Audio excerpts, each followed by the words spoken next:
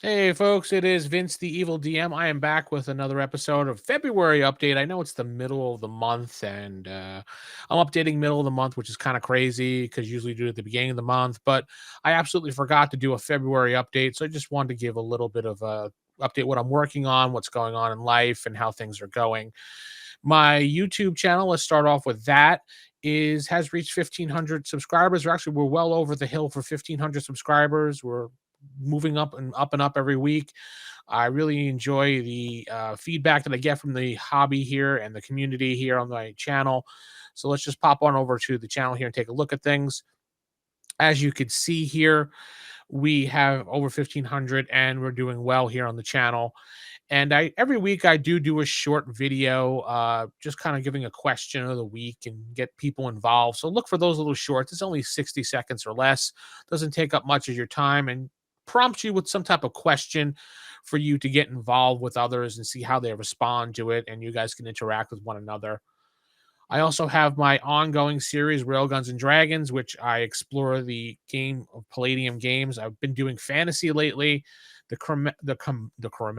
commemorative book just came out for Fantasy 1E, as you can see here, where I have my mouse over, and I went over that book with its foil cover that just came out from Palladium Games. It's about $55, so it's well worth it if you collect books, and I do collect special edition books, especially of games that I like. I'm also started a new series looking over Eden Studios cinematic unisystem, starting with Army of Darkness, going into Buffy and Angel, and Ghost of Avalon, I think is the other one, and Witchcraft might be is included in there. But it's going to be one of those series. Railguns and Dragons will continue as well, side by side. So it's just going to be a matter of doing maybe 2 videos a week as opposed to just one. We also have the classic Phase Rip podcast, which we need to do a new episode of. Myself, Jeff, and Steven are doing the hosting of that. We brought the show back. We may consider doing it live. I'm not positive how that's going to work out, but it is a fun show. It's a good system for people to start learning with when they first get into role playing games because it's one of those easy systems to adjudicate, look on a chart, and decide what you want to do. I like it a lot. So who knows? We'll see what happens with that going forward. I know we're going to be recording one real soon. Again, we have our Railguns and Palladium game here, our Advanced Dungeons and Dragons 1E for those that enjoy that. I go over the system, kind of analyze it, break it down for people, for new people. I have a bunch of my actual plays here, which I've done live. Some of them are just audio recordings on here for people that like to listen to audio recordings, but you can go to rollhighordie.com, which is our website where we have all the audio recordings here broken down fantasies, superheroes, sci-fis, and other actual plays, which you can go listen to. And I honestly I like actual play podcasts. I know it's not for everybody, but I think it's a fun way to kill some time in the car, or if you're walking outside, or even if you're jogging, exercising, listening to one of these things. I've always found to pass the time a little bit quicker, and also it gives you a good idea of how a system works from a GM point of view, and also a player point of view, how the system works. And the best thing of all, which I like about listening for actual plays, is that you get to steal ideas. I don't exactly listen to them for the entertainment value. I listen to them more so for stealing ideas and mining for ideas. Sometimes I do get attached to actual plays out there, and I'll be like, oh, I like this one because I like this player, or I like that player, or I like this GM style. I like to hear what he does in this situation or what she does in the situation. And I'll always come back and listen to these things. You have myself as one of the GMs, and then Corey, who runs the other half of all the stuff at Roll Higher Die. So you have two perspectives for GMs and a whole slew of players.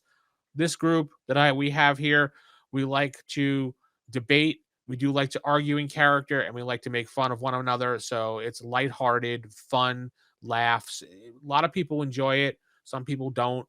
It's really whatever cup of tea you have. Finally, want to talk a little bit about Mazes and Perils. On wildgamesproductions.com, I do have a wiki here that goes over the core rules of it for free. So if you don't want to actually go and get the free PDF of Mazes and Perils at Drive Through RPG, you can just bang it out right here and look through it all. The deluxe box set edition of the 10th anniversary will be coming out later this year. I actually have someone working on it with me, which I'm not going to say yet until he makes the full announcement himself. And once that's done, we're going to we have a timeline already set up of what we want to do for each, I guess, section as we move through it. So it's done, and we both know we're on the same page and we can bang it out, approve, move forward. We're going to have some new classes in there, a new layout, a new look. There's going to be dice in the box. There's going to be some little fun things in there that I can't talk about at the moment because I'm waiting to see on if we can do the prototypes that I want to do to make this box set unique for everybody. And it should be fun. If it works, it should be some good throwbacks to the time period of Mazes and Perils, which is a hat tip to Holmes Edition D&D, the very first one that won an ENnie award for cloning for the OSR. And hopefully we will see what happens with that. I'm really looking forward to working on this project, and hopefully it goes over pretty well. Finally, as everybody saw recently, that I had made a statement on Twitter about my module with TSR, and Eric Tankar picked up on that when he saw the feed for that. I think he pretty much explained it all very well, as Eric always does.